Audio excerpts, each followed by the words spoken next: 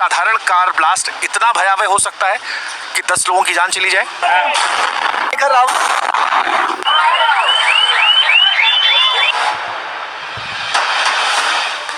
या इसमें वो आतंकी कनेक्शन है, इस गाड़ी का आतंकी कनेक्शन है, उस नदीम का आतंकी कनेक्शन है, उस सलमान का आतंकी कनेक्शन है, उस डॉक्टर का आतंकी कनेक्शन है।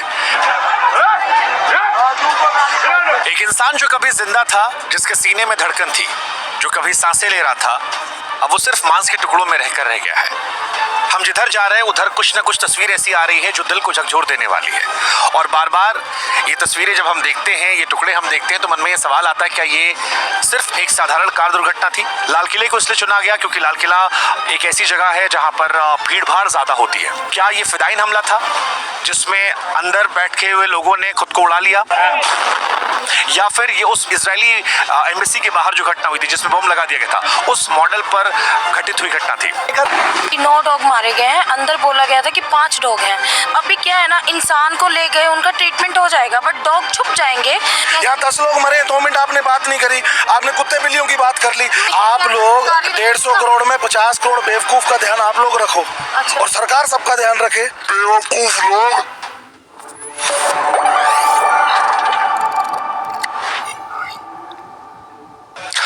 लाल किले के सामने हुई घटना ने पूरे देश को झकझोर कर रख दिया है। ये सवाल अभी भी सबके मन में है कि वो घटना आतंकवादी घटना है या फिर एक दुर्भाग्यपूर्ण कार की दुर्घटना।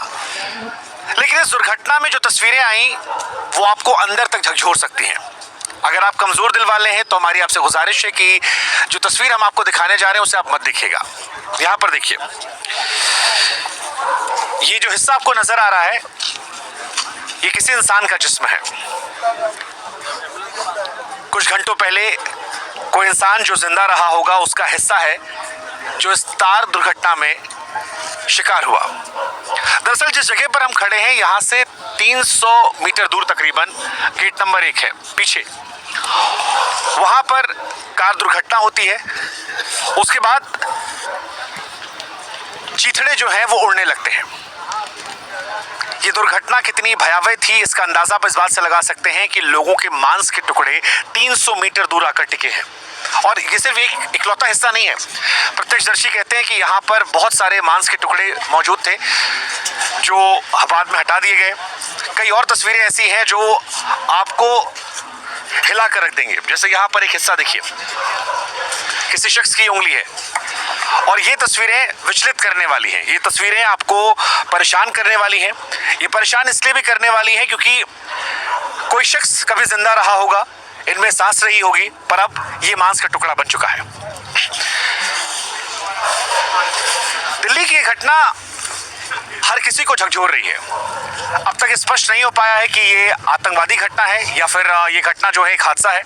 लेकिन जिस तरह की तस्वीरें आई हैं, जैसे मैं आपको दिखाता हूँ, 300 मीटर दूर से गाड़ी का एक हिस्सा जो है वो टूटकर यहाँ पर आता है। वो देखिए आप, ये गाड़ी का हिस्सा है जो हम आपको दिखा रहे हैं। और जिस तरह से ये ब्लास्ट हुआ है उसके बाद ये सवाल उठ रहा है कि क्या वाकई में ये कार दुर्घटना थी या फिर कोई गहरी साजिश। क्योंकि देश भर में जिस तरह से आतंकी मॉड्यूल निकलकर सामने आ रहे हैं, जिस तरह से लोगों की गिरफ्तारियां हो रही हैं, जिस तरह से एक के बाद एक आतंकवादी कनेक्शन बताए जा रहे हैं, उसके बाद मन में कहीं ना कहीं संदेह जरूर होता है। और यहाँ मौजूद होने के बाद जब आप 300 मीटर की दूरी पर हैं, बार बार मैं स्पष्ट कर दूं कि 300 मीटर की दूरी पर हम हैं। अगर एक नॉर्मल i20 कार में जिसमें CNG सिलेंडर कहा गया बाद में फिट कर दिया गया, अगर एक साधारण कार दुर्घटना थी तो क्या शरीर के हिस्से 300 मीटर दूर छटक कर यहाँ आते? क्या हाथों की उंगलियां टूटकर वहां गिरती? ये 300 मीटर दूर कार का हिस्सा है। अब बताया जा रहा है कि जिस गाड़ी में ये ब्लास्ट हुआ उस गाड़ी में कुछ लोग सवार थे। चलती गाड़ी में यह हादसा होता है। i20 कार थी। इस गाड़ी को लेकर जो जानकारी सामने आई है वो ये है कि ये सलमान नाम की किसी व्यक्ति की गाड़ी थी। सलमान के पास हरियाणा पुलिस गई, पता लगा कि ओखला में ये गाड़ी बेची गई थी। सलमान को हिरासत में लिया गया, उससे पूछताछ शुरू हुई। पूछताछ में उसने खुलासा किया कि ये गाड़ी उसने 1.5 साल पहले बेच दी थी। फिर जब कड़ियां जोड़ी गई तो पता लगा कि ये गाड़ी नदीम नाम के किसी शख्स को बेची गई थी। नदीम के बारे में जो जानकारी निकल कर आई है वो ये है कि नदीम फरीदाबाद में भी था, लेकिन मूल रूप से वो पुलवामा का रहने वाला था। पुलवामा का नाम आते ही आपको आपके जहन में RDX आता है, वो आतंकवादी घटना आती है जिसने देश को झकझोर कर रख दिया था। वो घटना जिसको लेकर आज भी कई सारे सवाल जिंदा है। घटना का कनेक्शन क्या आतंकवादी कनेक्शन है या ये महज एक कोइंसिडेंस है, ये अपने आप में एक सवाल है। लेकिन यहाँ मौजूद लोग बार बार ये सवाल पूछते हैं कि क्या सीएनजी कारी घटना इतनी बड़ी हो सकती है कि 300 मीटर दूर तक ये परखच्चा पड़ा रहे? क्या ये केवल इत्तेफाक है कि फरीदाबाद के अंदर ही आईडी मिलता है और उसी फरीदाबाद में वो तारीख मिलता है जिसका कनेक्शन इस गाड़ी से होता है जो मूल रूप से पुलवामा का रहने वाला है, या फिर फरीदाबाद में वो गिरफ्तारी का तारीख से कोई कनेक्शन है? वो जो कार्रवाई गुजरात एटीएस ने की थी उसका कनेक्शन है? वो पिछले 3-4 दिनों में जो कार्रवाइयाँ हुई हैं क्या उनका कोई कनेक्शन है? ये सवाल बड़ा महत्वपूर्ण हो चला है और इसी सवाल को लेकर जांच जारी है। आतंकवादी कनेक्शन की थ्योरी पर जोर इसलिए भी दिया जा रहा है क्योंकि लाल किले की इस घटना के तुरंत बाद एक थ्योरी चल रही थी कि ये सीएनजी कार में हुई घटना है। दूसरी थ्योरी जो थी वो आतंकवादी कनेक्शन को लेकर थी। लेकिन आतंकी कनेक्शन को लेकर जोर इसलिए बार बार जा रहा है क्योंकि जब अमित शाह यहाँ पहुंचे तो अमित शाह देश के गृह मंत्री होकर उन्होंने 2 बातें बड़ी स्पष्ट तौर पर कही। एक कि 8 से अधिक लोगों की मौत हुई है और दूसरी बात कि हर एंगल से जांच जारी है।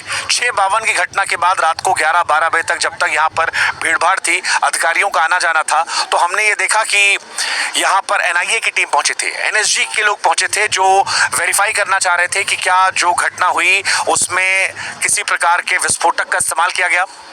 यहाँ पर यूपी एटीएस का पहुंचना आतंकवादी कनेक्शन को लेकर और जोर दे रहा था। हरियाणा पुलिस जो है वो यहाँ पहुंची थी, दिल्ली पुलिस यहाँ पहले से मौजूद है। और अगर अभी भी दिखाएं हम आपको, इस वक्त रात के, अगर मैं अपने मोबाइल फोन में देखूं, रात के 1:51 हो रहे हैं और अभी भी यहाँ पर आपको तमाम जांच एजेंसियों के लोग जो हैं वो नजर आ रहे हैं। सिर्फ 300 मीटर दूरी पर ही ये घटना घटित हुई थी और उसके बाद अभी भी रात को वो लोग यहाँ मौजूद हैं। क्या एक साधारण कार ब्लास्ट इतना भयावह हो सकता है कि 10 लोगों की जान चली जाए, या इसमें वो आतंकी कनेक्शन है, इस गाड़ी का आतंकी कनेक्शन है, उस नदीम का आतंकी कनेक्शन है, उस सलमान का आतंकी कनेक्शन है, उस डॉक्टर का आतंकी कनेक्शन है? क्या ये सारी घटनाएं आपस में जुड़ी हैं? ये बहुत सारे सवाल है। एक थ्योरी जो इससे घटनाओं कवर करने वाले पत्रकारों की तरफ से है वो ये है कि इस रैकेट का भंडाफोड़ हो गया था। कश्मीर से लेकर फरीदाबाद तक एक के बाद एक कार्रवाई हो रही थी, इसलिए आनन फानन में इस घटना को अंजाम दिया गया। जब तक आधिकारिक तौर पर कोई बात ना आए तब तक किसी बात की पुष्टि करना शायद सही नहीं होगा। लेकिन तमाम थ्योरीज, तमाम जो बातें निकल कर आ रही हैं, अलग अलग एंगल निकल कर आ रहे हैं, उसमें एक महत्वपूर्ण एंगल ये भी कहा जा रहा है ऑफ द रिकॉर्ड बातचीत में कि ये घटना को आनन फानन में अंजाम दिया गया। लाल किले को इसलिए चुना गया क्योंकि